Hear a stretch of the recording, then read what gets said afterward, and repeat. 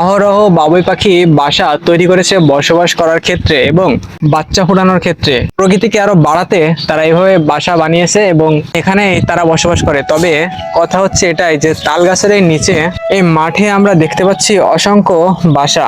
তবে এই তাল গাছের নিচে বাবুই পাখির এই বাসাটি কেন এভাবে রাখা হয়েছে অনেকেই জানে, অনেকেই জানে না। দেখেন এই বাবুই পাখির বাসাটি কিন্তু অনেক বড় এবং অনেকগুলো এখানে আছে। একটা আছে এবং আরেকটা আমরা দেখছি ছোট। ঠিক আছে, এই বাসাটা আমি দেখেছি, আমার কাছে ছিল একটা সময়। তবে কথা হচ্ছে এটাই যে আমরা অনেকেই জানি না যে কেন বাবুই পাখির এই বাসা এভাবেই নিচে পড়ে আছে। এখন প্রশ্ন আপনাদের জাগতেই পারে যে বাবুই পাখির বাসা তাল গাছে না থেকে মাঠে কেন গড়াগড়ি খাচ্ছে? হ্যাঁ, এটাই প্রশ্ন।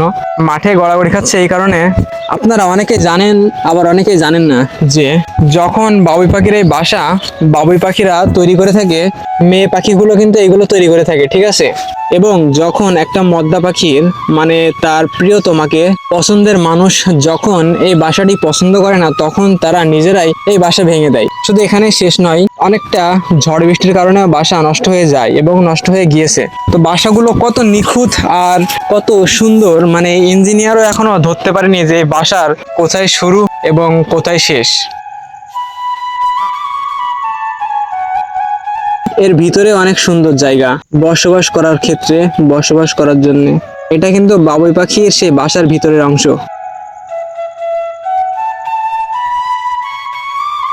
সত্যি অনেক নিখুঁতভাবে তৈরি করা হয়েছে এই বাবুই পাখির বাসা তাল গাছে।